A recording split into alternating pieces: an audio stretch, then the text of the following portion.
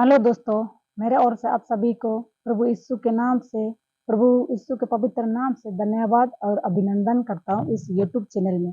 इस YouTube channel में आप जितना कोई नए हैं, नए देख रहे हैं, इस यूट्यूब चैनल को यदि लाइक नहीं किया तो लाइक करिए, सब्सक्राइब नहीं किए तो सब्सक्राइब करिए और यूट्यूब के बेल आइकन को, नोटिफिकेशन को ऑल पे क्लिक करिए, ताकि प्रेस करिए, ताकि आने वाला जो वीडियो बनाएंगे आपके पास पहुंचते रहे। और इस एजुकेशन जो यूट्यूब चैनल आप लोग जो है ना बने रहिए।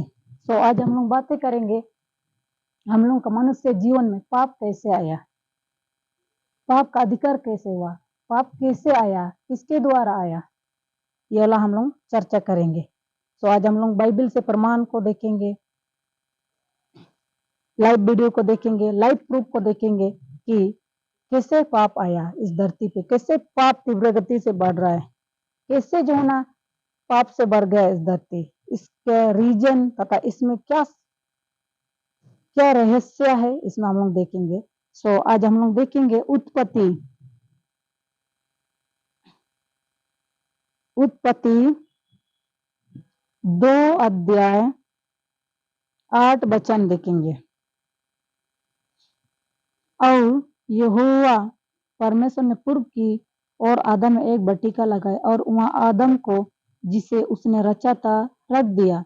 और यहोवा परमेश्वर ने भूमि से सब भांति के वृक्ष जो दिखने में मनोहर और जिनके फल खाने में अच्छे हैं उगाए, और बटिका के बीच में जीवन के वृक्ष को और भले या बुरे के ज्ञान के वृक्ष को भी लगाया। इसमें हम लोगों को क्या देखते हैं कि परमेश्वर ने जैसे आदम को बनाया, जो भूमि का मिट्टी से रचा और उनके नथनों में श्वास का मतलब जीवन का श्वास को फूंका तो जीवित प्राणी बन गया। तो सबको बना, जीव जंतु से लेकर फलदायी वृक्ष से लेकर सभी को बना के वो एक आदम के बटिका को बनाया, मतलब एक क्यारी टाइप, एक गार्डन टाइप का बनाया, उसको हिफाजत करने के लिए और आदम के अधिकार में रखने के लिए उनको आदम को एक दायित्व दिया तथा अधिकार को दिया इन सबों को देखभाल करने के लिए। फिर परमेश्वर ने उनके बीचों में एक जीवन का वृक्ष को भी बनाया, जीवन का जो वृक्ष उनको भी लगाया। तो उनको इसमें चेतावनी दे रहा, इसमें हम लोग देखते हैं कि उनमें लगाया, रचाता दिया। और परमेश्वर यहोवा ने भूमि से भांति भांति वृक्ष जो दिखने मनोहर था, जिनके फल खाने में अच्छे हैं, उगाया, और बटिका के बीच में जीवन के वृक्ष को और भले या बुरे के ज्ञान के वृक्ष को भी लगाया, भले या बुरे का वृक्ष को भी लगाया, जिस फल को खाने से भले या तो बुरे को जो है ना हम लोग पहचान सकते थे, पहचान कर पाते थे, ऐसा वृक्ष को लगाया। तो फिर देखेंगे 16। और यहोवा परमेश्वर ने आदम को यह आज्ञा दी, तो बटिका के सब वृक्षों का फल बिना कट के खा सकते हैं। मतलब जितना लगाया था उस वृक्ष में, मतलब उस बटिका में, उस जितना भी उनमें बटिका में लगाया गया था वृक्षों को, अलग अलग पेड़ पौधे से भरे हुए थे, उन सबों को बनाया था परमेश्वर ने। उन सबों को खाने के लिए मना नहीं किया था, बल्कि एक फलदायी वृक्ष को खाने के लिए मना किया था। कौन सा? जिसमें जीवन का वृक्ष था, जिस फल को खाने से बुरे या भले का ज्ञान आता है, उसको खाने से मना किया था। पर भले या बुरे का के ज्ञान का जो वृक्ष है उसका फल तू कभी ना खाना। इनको ऐसे करके आज्ञा दे रहा था कि उसका फल तू कभी ना खाना, क्योंकि जिस दिन तू उसका फल खाएगा उसी दिन अवश्य मर जाएगा। फिर यहोवा परमेश्वर ने कहा, आदम अकेला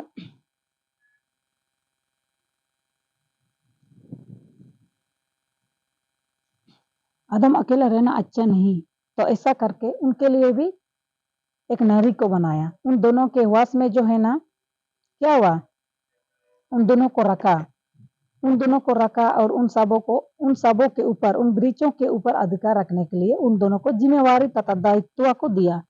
फिर ऐसे ऐसे करके जो है ना उन सबों को आशीष देने के चलते जो ऐसा हुआ कि सांप ने उन दोनों को बहकाया। किनको बहकाया? पत्नी को बहकाया, हवा को बहकाया कि परमेश्वर ने तुम दोनों को ऐसा आज्ञा दिया है कि तुम दोनों इनको खा के अवश्य मार जाओगे।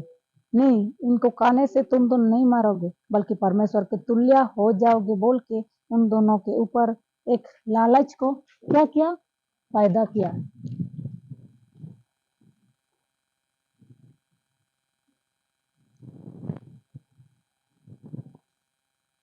एक लालच को लेके आया उनके ऊपर। किनके ऊपर? वो पत्नी के ऊपर। वो पति तो पता नहीं था कि पत्नी को बहकाया उन सांप ने, जो शैतान ने सांप के रूप के द्वारा, सांप के रूप को धारण करके आया, फिर उनको बहका दिया। फिर उसने उन फल को तोड़ा। कौन सा फल? जिसमें जीवन का वृक्ष था, जीवन का जो फल था, जिस फल को खाने से भले या बुरे का ज्ञान आता, उस फल को तोड़ा पत्नी ने, स्त्री ने, जो हवा नाम है। हवा ने तोड़ा और खा लिया, और खाने के साथ साथ उनके पति को भी दे दिया उनको खाने के लिए। वो पति को तो पता था कि केला खाने से पाप है, बट क्या करे, पत्नी का बात तो मानना पड़ेगा। उनको तो मानना पड़ा। फिर उन दोनों के द्वारा पाप आया, पाप का अधिकार हो गया। उन दोनों के द्वारा जो है ना, मृत्यु आई, पाप आई। नहीं तो इस धरती पे हम जो है ना, हम लोग जितना पाए जाते हैं, मृत्यु पहले नहीं था। सांप के द्वारा जो है ना उन दोनों को बहकाया, हवा को बहकाने के चलते उन फल को खा खिलवाया, कनवाया, मतलब खाने के लिए मजबूर किया। उन दोनों को मजबूर करने के चलते खाया, फिर पाप आया। तीव्र गति से पाप बढ़ते आया। फिर उन दोनों के द्वारा बच्चा पैदा हुआ। बच्चा पैदा होके जनसंख्या बढ़ गया, बढ़ गया, बढ़ गया। बढ़ने के चलते साथ साथ जो है ना, अलग अलग भाषा हो गया। फिर अलग अलग भाषा, सभी कोई मतलब अलग अलग जाति का हो गया। लेकिन हम लोग जाति दो तरह का होता है, एक लड़की एक पुरुष, एक स्त्री एक पुरुष। लेकिन इस धरती पे सब किसी को मतलब सोसाइटी में, सामाजिक में बांटा गया है। सो आज हम लोग देखा कि मनुष्य के बीच पाप कैसे आया। ये वाला पार्ट 4 है। पार्ट 5 में हम लोग देखेंगे कि पाप से हम लोग को विजय कैसे प्राप्त करेंगे। सो इसमें आप लोग बने रहिए शुरुआत से अंत तक। फिर ऐसे नया नया वीडियो आप लोगों के बीच में लाएंगे। जितना कोई आप सब इस यूट्यूब चैनल में नए हैं, इस यूट्यूब चैनल को लाइक करें, सब्सक्राइब करें, शेयर करिए अपने दोस्तों के साथ, ताकि उनको भी पता चले कि पाप कैसे आया। सो फिर भी हम लोग के ऊपर पाप होने के चलते भी, हम लोगों के पास पाप होते हुए भी परमेश्वर ने हमसे इतना प्रेम किया, हम सबों से इतना प्रेम किया कि अपने एकलौता पुत्र को दे दिया हम लोगों के लिए, हम लोगों का जीवन को बचाने के लिए। फिर हम लोग देखेंगे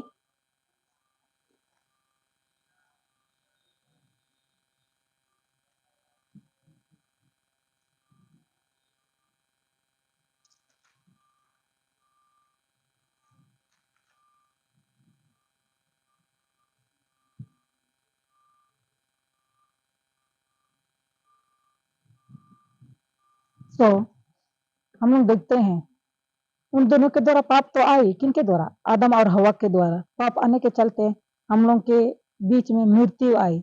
मतलब सबको ही मरने का एक जरिया है उन दोनों के द्वारा। जो पाप हो गया, उन दोनों का जो जरिया था पाप का, उन जरिए के चलते सबको ही हम लोग जो है ना पाप में गिर गए, सबको ही मरना पड़ा उनके चलते। कैसे? एक कहावत तो हम लोग सुने ही होंगे, आप लोग भी सुने ही होंगे, एक अनार 100 बीमार।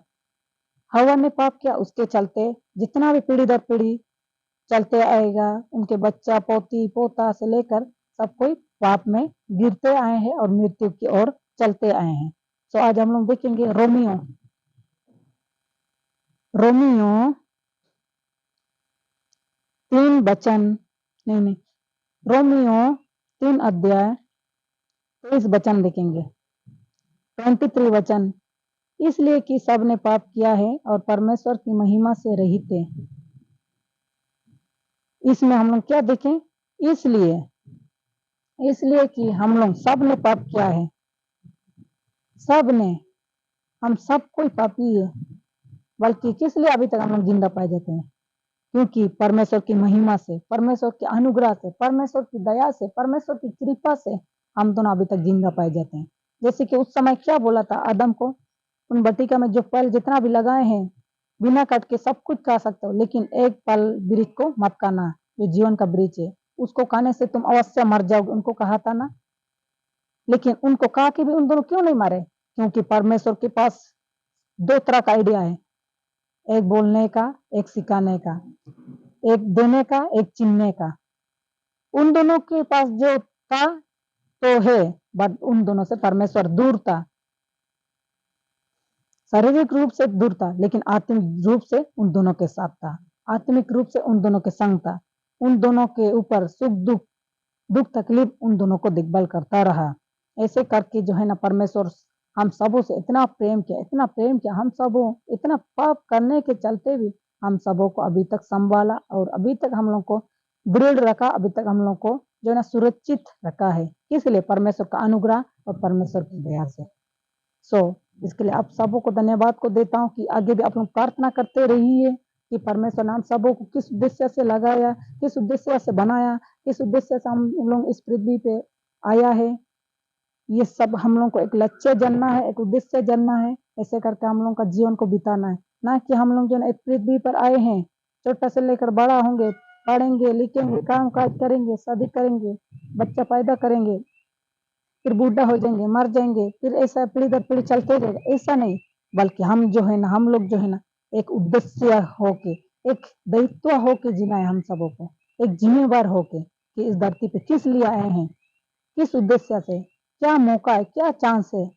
तो अभी हम लोग का मौका है तो अनुग्रह का मौका, उद्धार का मौका, माप जो है ना, माप से क्षमा प्राप्ति का मौका है, पाप से क्षमा प्राप्ति का मौका है, हम लोग का पापों से क्षमा मिलने का एक चांस है, एक मौका है। तो इस मौका में आप लोग जो है ना प्रार्थना में लगे रहे दिन प्रतिदिन प्रभु यीशु से कि हे प्रभु यीशु, मेरे पापों को आपने क्रूस पे लिया, मेरे पापों को श्रापों को क्रूस पे आपने उठाया, तो हमको अपना लहू से धो दे, शुद्ध और पवित्र करिए। ऐसे करके प्रार्थना करिएगा, क्योंकि वचन पे लिखा है यीशु मसीह जो कोई यीशु का नाम लेगा वो उद्धार पाएगा। और प्रेरितों 4:12 में लिखा है, स्वर्ग के नीचे मनुष्य के बीचों में किसी नाम नहीं दिया गया जिसमें हम लोग को उद्धार मिलता है, केवल यीशु का नाम हम लोग को उद्धार और जय प्राप्त होता है। तो इस वचन के लिए आप सबको धन्यवाद, प्रभु यीशु को भी लाखों लाखों कोटि कोटि धन्यवाद को देता हूँ कि इस सुंदर समय के लिए हम लोगों को इस वचन को अध्ययन करने के लिए, इस वचन को पढ़ने के लिए और इस वचन को और इस ज्ञान को देखने और समझने के लिए सहायता को दिया, उनको भी धन्यवाद को देता हूँ। सो आइए हम लोग प्रार्थना करके इस वीडियो को अंत करेंगे। हालेलुया, धन्यवाद सामर्थ्य परमेश्वर, अनुग्रहकार दयालु प्रभु यीशु, इस वीडियो में आपने हम सबों को सिखाया कि हम लोग का बीच में पाप कैसे आया। तो बहुत से लोग पता नहीं था, सबों को पता चल गया। आई होप सबों को पता चल गया कि अब कौन है, कैसे हम लोग को अभी तक जिंदा रखा, क्यों रखा, कैसे रखा, वो सब जन गए होंगे। उन सबों के सब बने रहे, जितना कोई इस वीडियो को देख रहे, उन सबों को आशीष बहुतायत से दीजिए। उन सबों के परिवार में अब पहरा होके बने, आपका लहू उनके घर में चिपके, उनके मनों में चिपके, अपने पवित्र आत्मा को डाले सारे घर में, सभी के घर में, सभी के आत्मिक जीवन में हुई। इस छोटा सा गीत यीशु के नाम से प्रार्थना करते सुना ग्रहण करते, आमीन आमीन। तो आप सभी को धन्यवाद। जय हिंद, प्रेज द लॉर्ड।